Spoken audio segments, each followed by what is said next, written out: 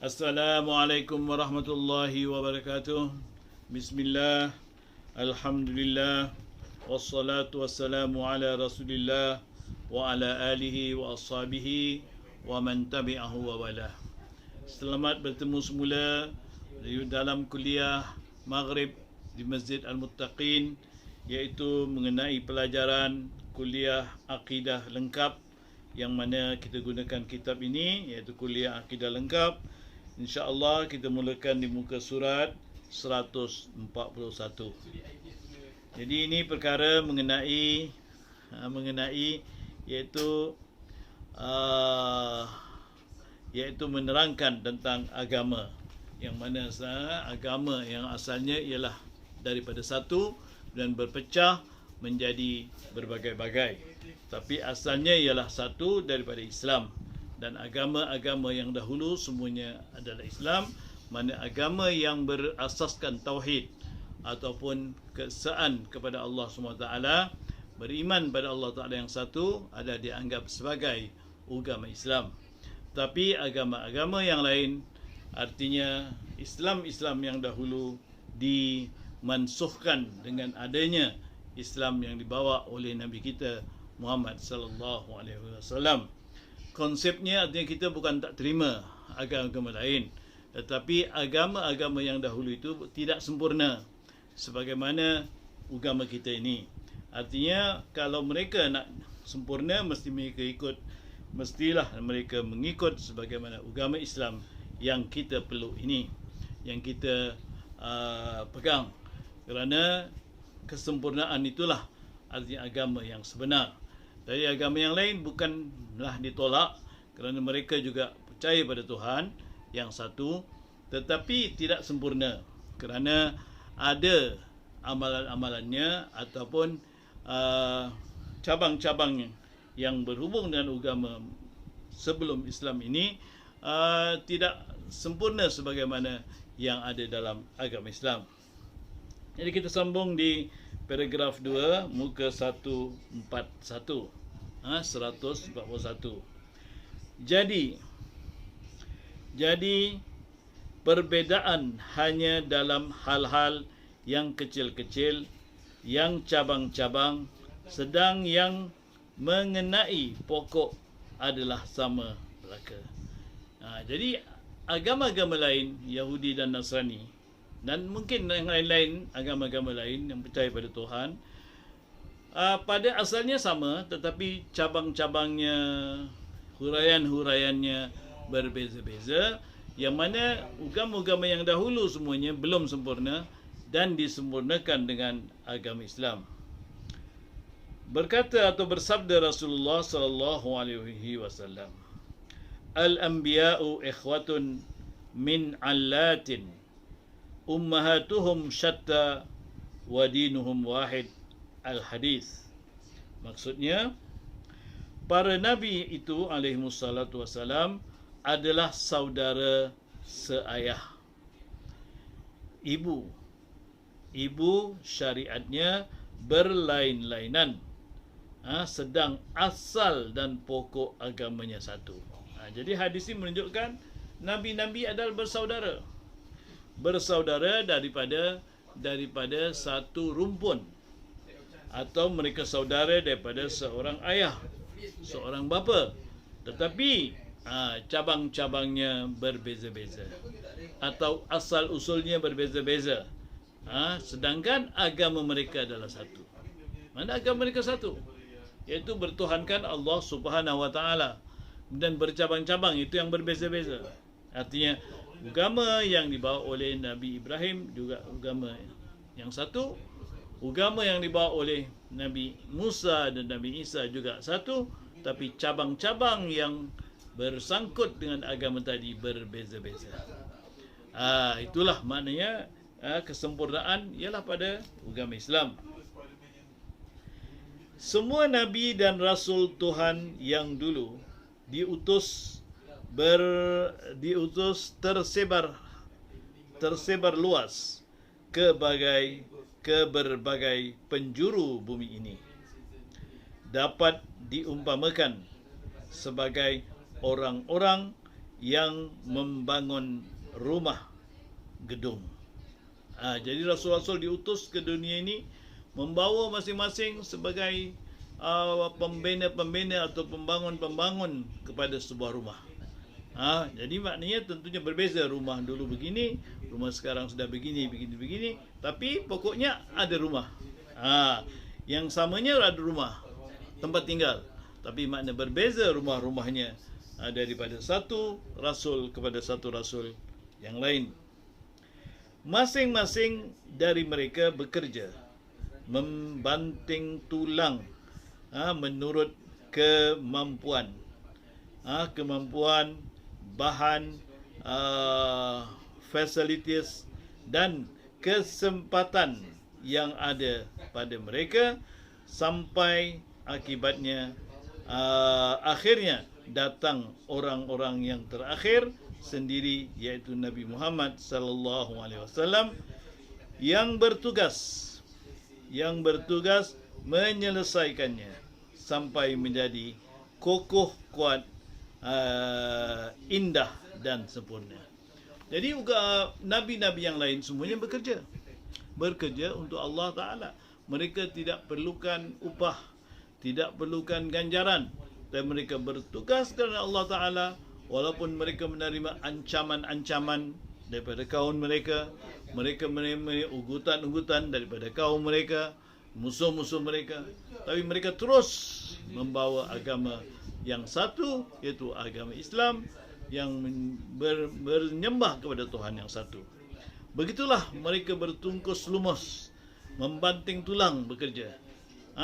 Jadi masing-masing dengan keadaannya masing-masing, dengan tempatnya masing-masing yang terbatas, sehinggalah datang Nabi kita Muhammad sallallahu alaihi wasallam menyempurnakan apa yang belum mereka sempurnakan dan menyebarkan agama Islam ini kepada seluruh umat manusia dan kepada seluruh dunia sekaliannya. Itulah yang mana disempurnakan oleh Nabi kita Muhammad sallallahu alaihi wasallam. Ibarat seperti ini dimaklumkan oleh Nabi Muhammad sallallahu alaihi wasallam. Jadi Nabi Muhammad telah berkata demikian, "Masali wa masalul anbiya'i karajulin bana daran fa akmalaha wa ahsanaha illa mawdi'a labnah. Faja'ala an-nasu yadkhulunaha wa yata'ajjabuna wa yaquluna laula mawdi'ul labnah ana mawdi'ul labnah.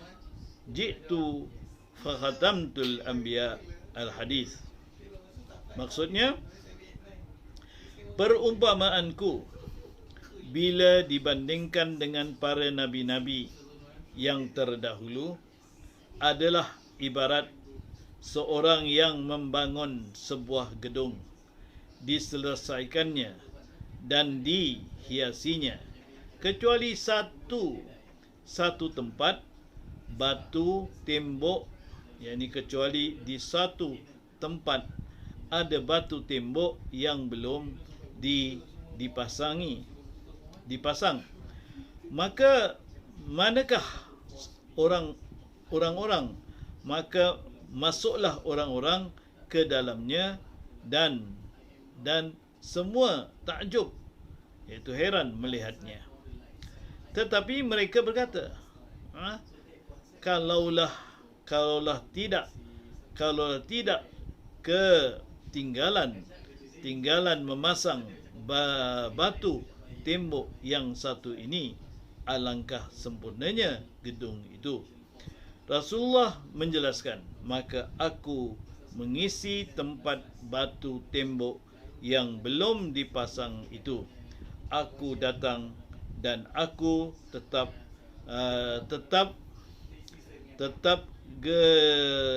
aku tutup generasi para nabi.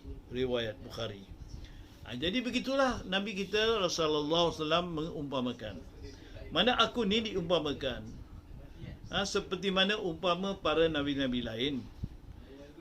Jadi makna bandingan aku dengan nabi-nabi lain, mana seumpamanya begini. Lalu orang-orang pada zaman dulu membina sebuah rumah. Gedung tu makna rumah lah, sebuah rumah. Rumahnya besar. Lalu bila dibina rumah itu, semuanya sudah komplit kecuali ada lubang untuk diisikan atau dimasukkan sebuah batu supaya sempurna bangunan itu. Maka yang menyempurnakan bangunan itu ialah aku, kata Rasulullah. Aku, Nabi. Artinya Nabi Muhammad SAW menyempurnakan pembinaan akidah, pembinaan agama yang tidak disempurnakan oleh Nabi-Nabi dulu. Bukanlah mereka tak mau menyempurnakan. Jangan kita salah faham. Jangan kita rendahkan mereka atau kita jatuhkan martabat mereka. Tidak. Tapi mereka tidak menyempurnakan kerana itulah kehendak Allah Ta'ala. Dan Allah SWT membataskan kepada mereka pekerjaan mereka. Membataskan dari segi orangnya, dari segi negerinya, tempatnya. Jadi kerana itu tak sempurna. Tapi Nabi Muhammad menyempurnakan bangunan itu, di mana bangunan itu diumpamakan dunia ini, yang mana sempurna dengan datangnya Nabi kita Muhammad sallallahu alaihi wasallam. Maka dengan ini sempurnalah agama Islam itu, dan sempurnalah manusia mendapat agama yang benar-benar diturunkan kepada umat manusia seluruhnya. Itulah dia tentang kedudukan agama Islam dibanding dengan agama-agama yang lain. Dan agama Islam ini agama yang menyempurnakan agama sebenarnya. Agama sebenarnya. Yang menyempurnakan segala-galanya. Artinya kalau dulu bangunannya sudah cukup, tak cukup juga kecuali ada lubang atau ada batu yang patut diisi dalam bangunan tadi, sebagai batu bata umpamanya, atau dindingnya dan sebagainya, masih lagi belum cukup lah.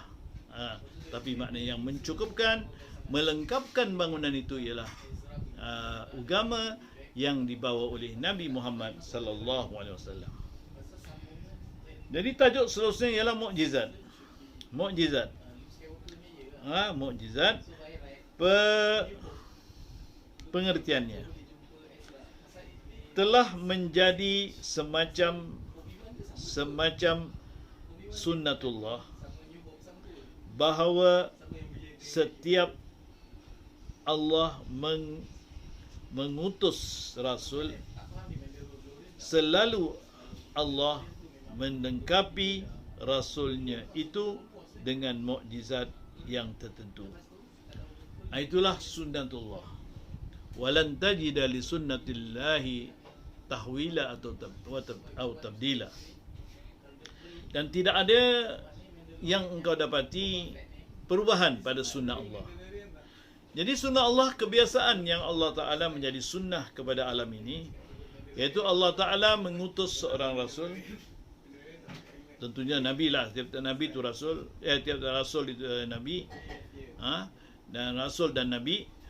Allah Ta'ala utusnya Rasul tadi ialah untuk manusia, yang mana untuk membenarkan dan menunjukkan kebenaran Rasul tadi, Allah Ta'ala lengkapkan Rasul tadi atau sediakan kepada Rasul tadi dengan mukjizat, dengan sesuatu yang manusia tidak mampu untuk melakukannya, manusia biasa tidak boleh membuatnya. Itulah yang dianggap sebagai mukjizat. Mana setiap Rasul tadi ada mukjizatnya. Nabi Musa dengan tongkatnya dapat membelah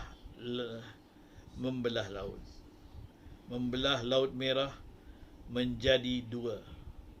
Dengan mukjizat tongkat itu pula dapat dipancarkan mata air dari batu, sehingga selamatlah kaumnya dari ancaman mati dengan mati dahaga. Bahkan tongkatnya itu sendiri dapat dijelmakan menjadi ular besar yang menelan habis sekalian ular buatan juru sihir Raja Firaun. Itu mukjizat. Allah Ta'ala telah memberikan kepada Musa sebuah tongkat. Sebatang tongkat lah. Sebatang tongkat yang mana tongkat ini mempunyai mukjizat yang tidak dapat dibuat oleh manusia lain. Yang pada masa itu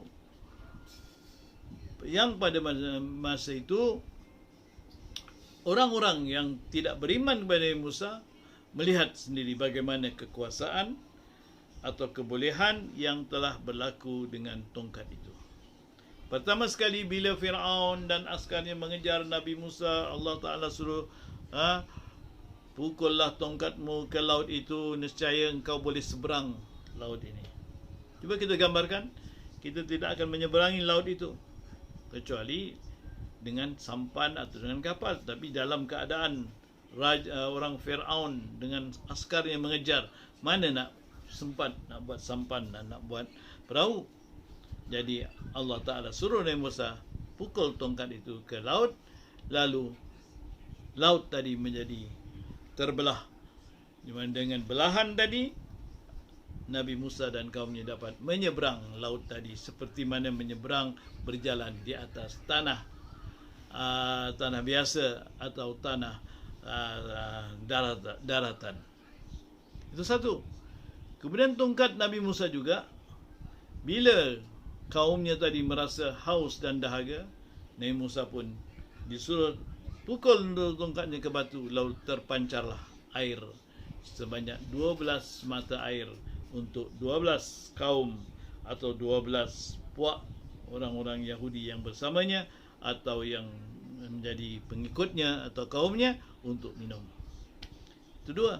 Yang ketiga pula, bila orang-orang kaum sihir sekalian berkumpul nak menunjukkan kekuatan sihir mereka, lalu mereka dengan tongkat-tongkat mereka ditukarkan menjadi ular-ular.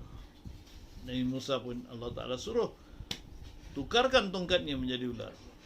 Bukan saja menjadi ular, ular Nabi Musa tadi menelan ular-ular mereka. Mana tongkat-tongkat mereka semua ditelan oleh tukang sihir tadi, sehingga orang-orang tukang sihir tadi percaya kepada Tuhan, pada Allah Subhanahu Wa Taala, walaupun dimurkai oleh Firaun. Jadi itulah mukjizat.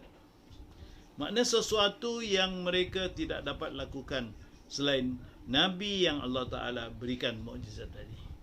Mana tidak ada orang dalam dunia ini yang boleh dengan tongkat tadi boleh laut menjadi kering, berpisah, air laut terbelah.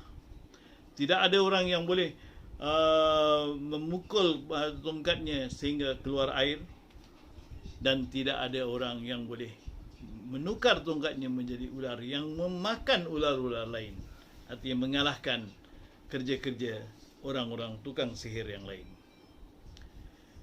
Nabi Isa bin Maryam dengan izin Allah dapat menghidupkan orang yang telah mati dan dapat menyembuhkan penyakit buta dan kusta. Itu mukjizat Nabi Isa.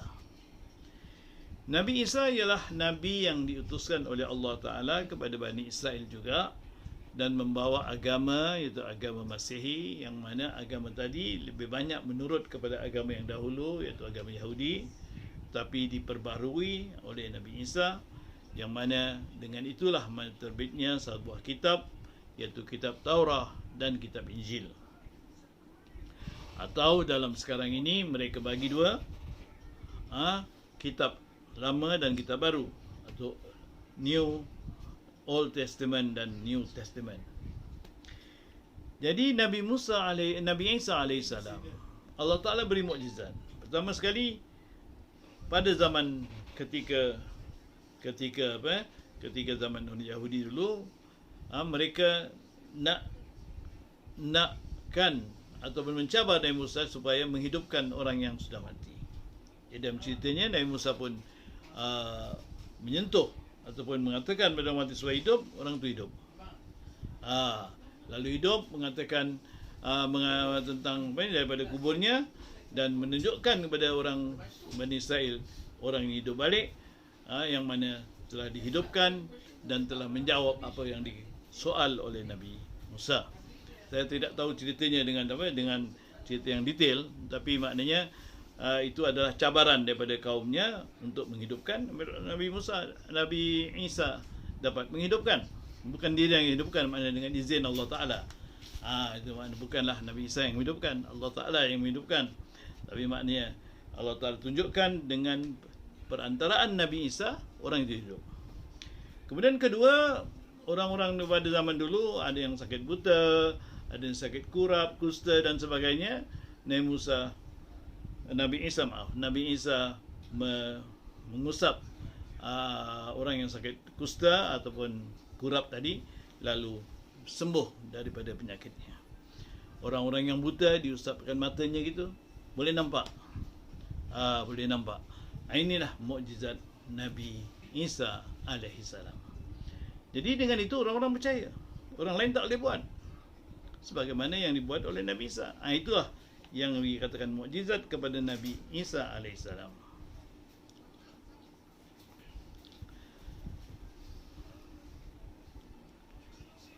Nabi Nuh.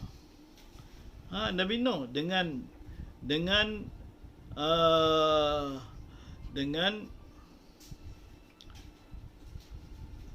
dengan peristiwa banjir. Macam mana banjir yang menggunung, banjir tadi, menjambil tadi,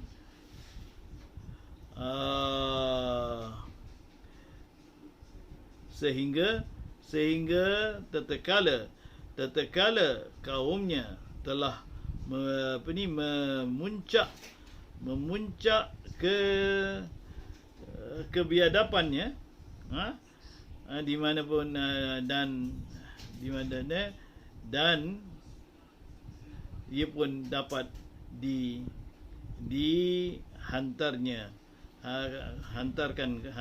dihanyutkannya.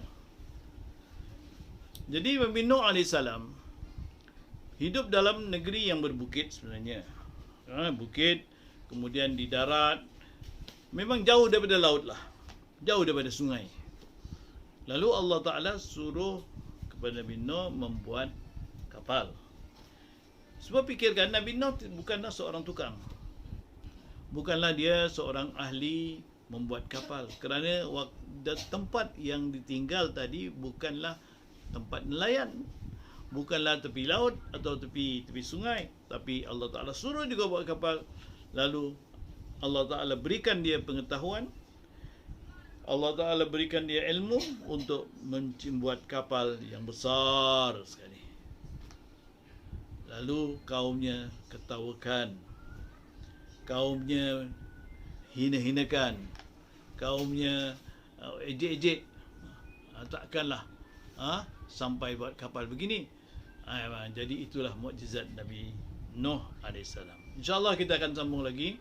Saya rasa cukuplah untuk minggu ini kuliah maghrib dalam akidah Islam.